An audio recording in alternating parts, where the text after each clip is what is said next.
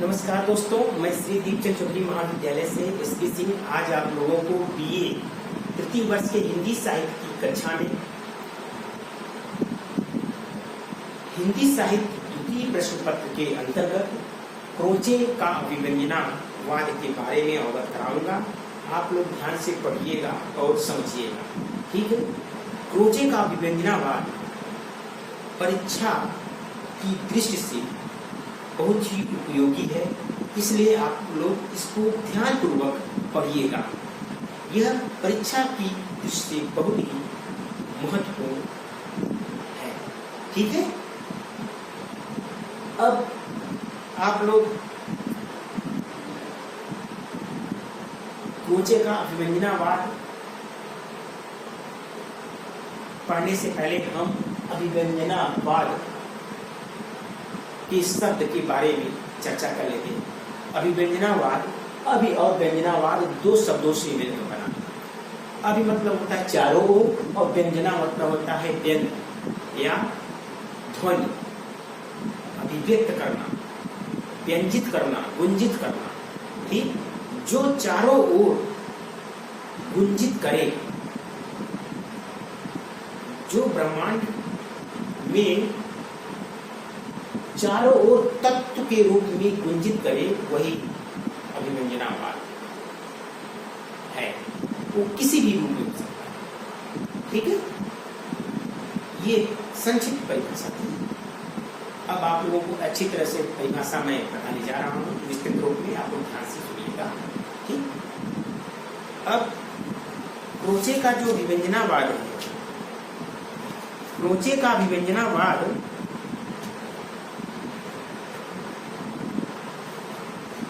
संबंधी प्रसिद्ध दार्शनिक हीगल से मिलता जुलता है। प्रसिद्ध दार्शनिक हीगल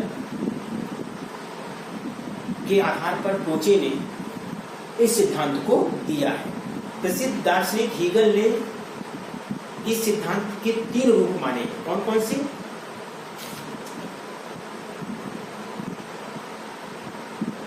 ठीक। हीगल ने आत्मा की त्रयात्मा, आत्मा की तीन स्थितियां मानी है। पहली है ज्ञानात्मक, ठीक है। दूसरी है, पहली है ज्ञानात्मक, दूसरी है व्यवहारिक प्रवृत्ति और तीसरी है आध्यात्मिक, ठीक है। अब हम इन्हीं के आधार पर क्रोचे ने आत्मा के दो मूलभूत प्रवृत्तियां मानी। आत्मा की दो मूलभूत प्रवृत्तियां मानी, ठीक। कौन कौन सी? ज्ञानात्मक या सैद्धांतिक प्रवृत्तियां, व्यवहारिक प्रवृत्तियां। क्रोचे ने क्या कहा था? ज्ञानात्मक, व्यवहारिक और आध्यात्मिक प्रवृत्तियां आत्मा की। और क्रोचे ने माना है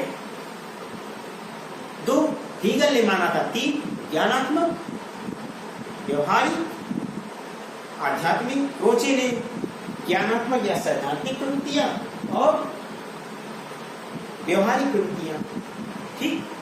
अब सैद्धांतिक क्रिया यानी सैद्धांतिक प्रवृत्तियां के भी दो प्रकार होते हैं।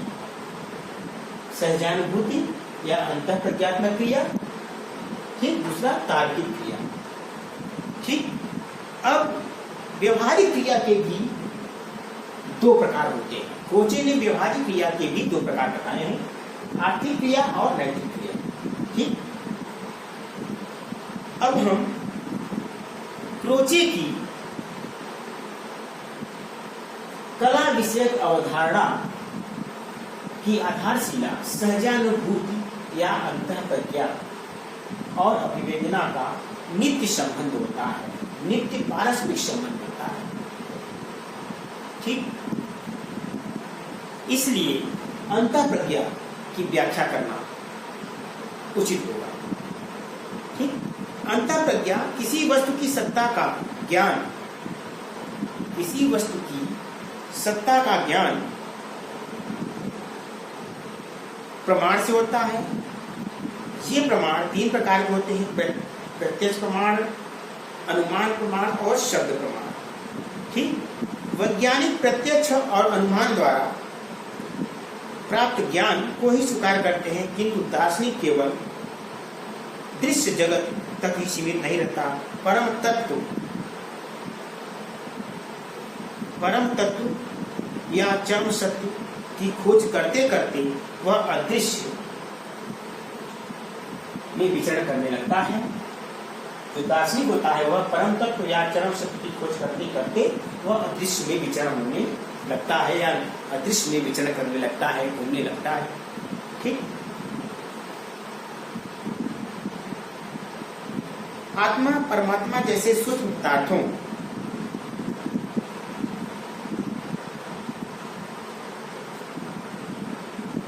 का ज्ञान न तो प्रत्यक्ष से संभव है, न अनुमान से और न शब्द से। दार्शनिकों का मत है कि उसका ज्ञान केवल अंतः प्रज्ञा या सहजा अनुभूति से ही संभव है।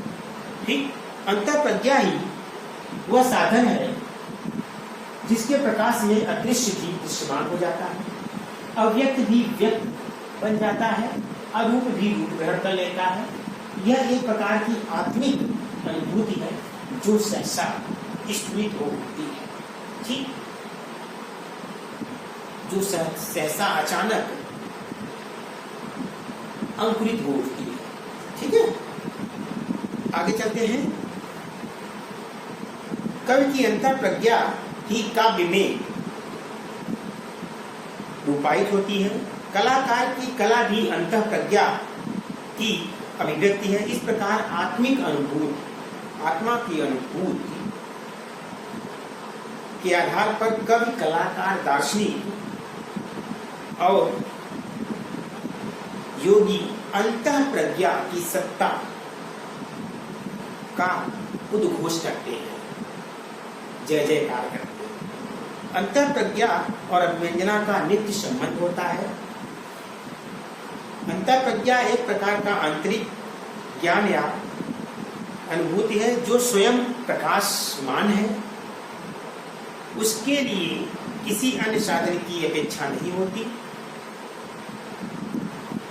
अंतः प्रज्ञा के साथ अभिव्यंजना का नित्य संबंध है, अर्थात जहां जहां अंतः प्रज्ञा होगी वहां वहां अभिव्यंजना अवश्य होगी।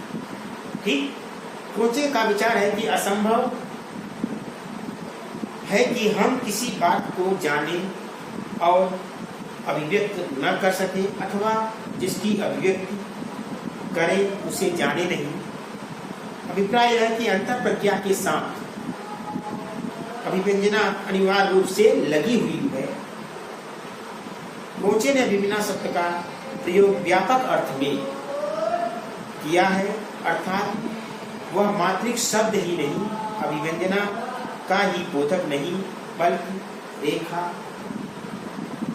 स्वर, गति आदि उन सभी माध्यमों का बोध है जिनमें चित्र, संगीत, सुर, लय, ताल, नृत्य आदि की अभिव्यक्ति होती है।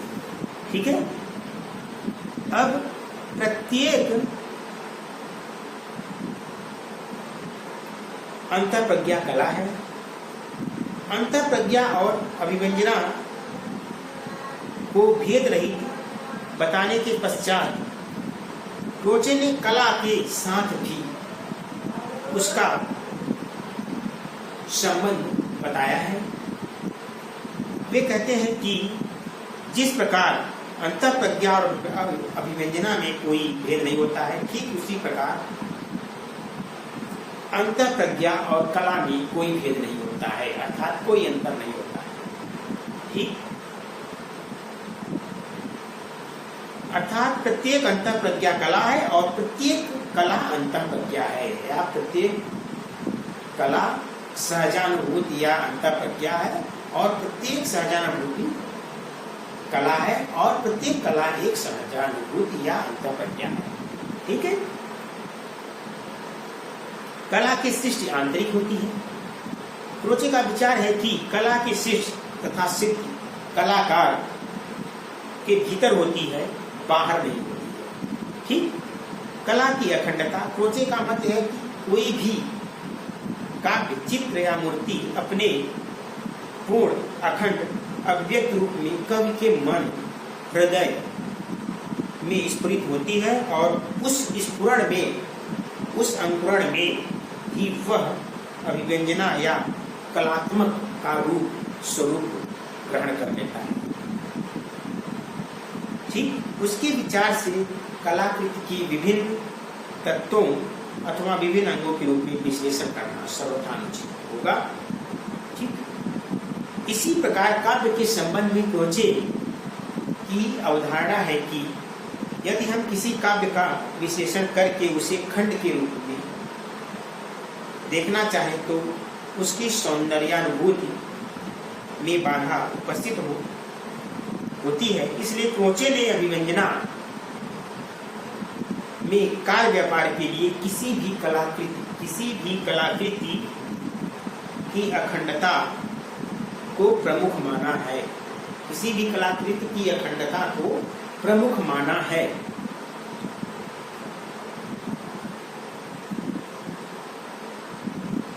कलाखंड की अखंडता का सार तत्व तो हम निम्नलिखित बिंदुओं में स्पष्ट कर सकते हैं। जैसे अंतःप्रज्ञा और अभिव्यंजना का नित्य संबंध होता है। प्रत्येक अंतःप्रज्ञा एक कला है। कला शिष्ट केवल आंतरिक होती है, कला रूप में है, वस्तु में नहीं होती। कला अखंड है। कलात्मक निर्माण के 4 चरण होते हैं। क्रोचे ने कलात्मक यानी कला निर्माण के 4 चरण बताए हैं। ठीक है, पहला है संस्कार, दूसरा अभिव्यंजना, तीसरा सौंदर्य मूलक, चौथा सौंदर्य का भौतिक दृश्यों में रूपांतरण। सौंदर्य का भौतिक दृश्यों में रूपांतरण। क्रोचे कहते हैं कि ये 4 चरण कहने के लिए हैं, किंतु वास्तविक अर्थ में कलात्मक और वास्तविक महत्व अभिव्यंजना का ही। ठीक है, कलात्मक प्रतिभा जन्मजात नहीं होती है। क्रोचे की मान्यता है कि किसी कलाकार की प्रतिभा और साधारण व्यक्ति की प्रतिभा में अंतर नहीं। कवि जन्मजात होता है और उसके स्थान पर यह कहना अधिक उपयुक्त है। ठीक, मनुष्य जन्म से कवि होता है। कुछ लोग जन्म से महान कवि होते हैं और कुछ छोटे। ठीक, इस प्रकार प्रतिभा कोई अलौकिक शक्ति नहीं होती। कलाकार के साधन, कला सृजन की प्रक्रिया का विश्लेषण करते हुए क्रोचे ने कलाकार के लिए 4 साधन बताए हैं। कलाकार के पास सजग दृढ़ इच्छा शक्ति होनी चाहिए ताकि वह सदैव कला सृजन के लिए उन्मुक्त हो, तैयार हो, प्रेरित हो, प्रस्तुत हो। कलाकार को कला के माध्यम का ज्ञान होना चाहिए।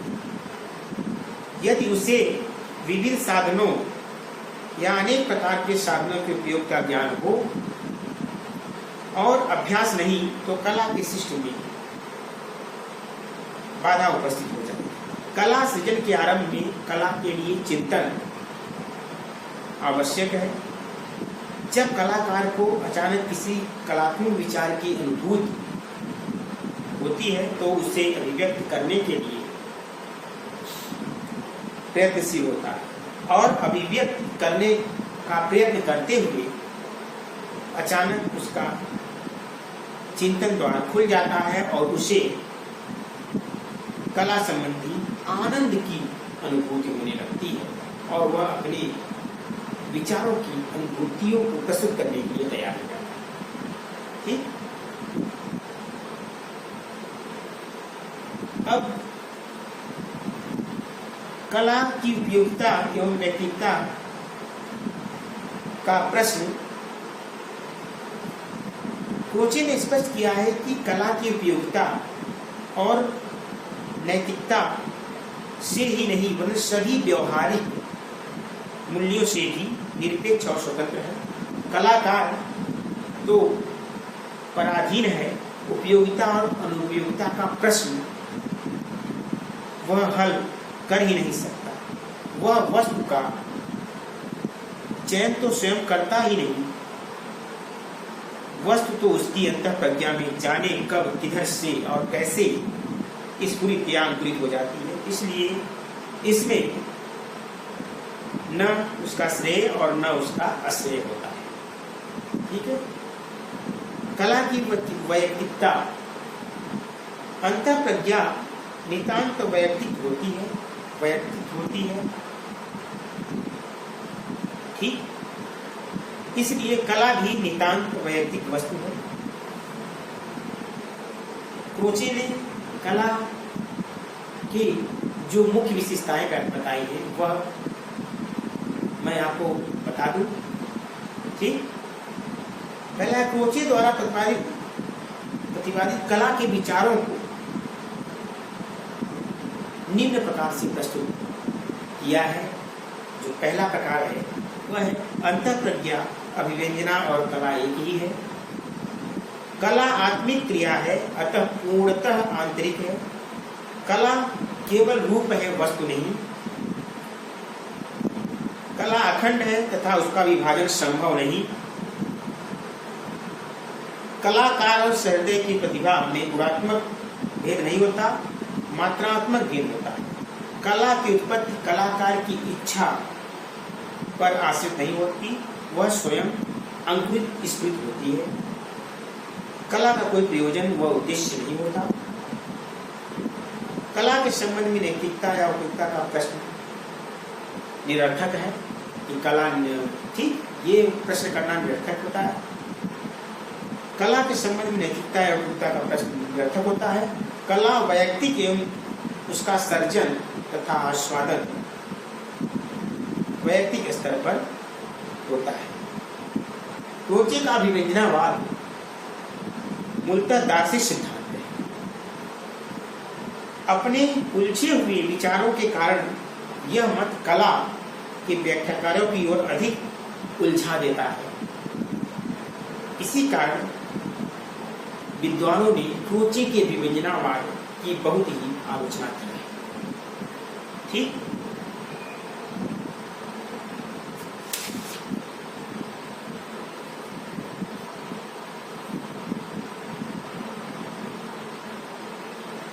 आचार्य देवेंद्र नाथ शर्मा ने क्रोचे के अभिव्यंजनावाद के बारे में लिखा है कि जब क्रोचे कला के विभाजन या वर्गीकरण का खंडन करते हैं तो अनायास उन मानदंडों को भी खंडन हो जाता है।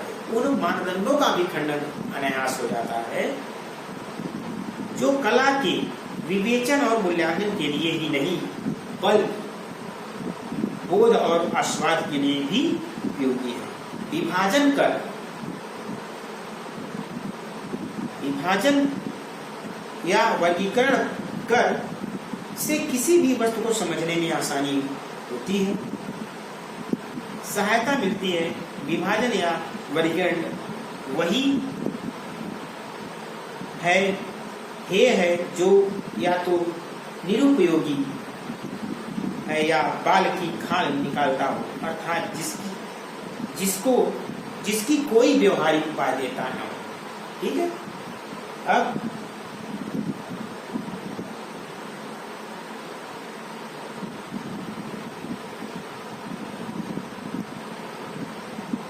आज के लिए इतना ही बच्चों। ठीक है। उम्मीद करता हूं कि जो मैंने क्रोचे का अभिव्यंजनावाद आपको संक्षिप्त रूप में बताया वह आपको अच्छी तरह से समझ में आ गया होगा। ठीक है। बहुत बहुत धन्यवाद।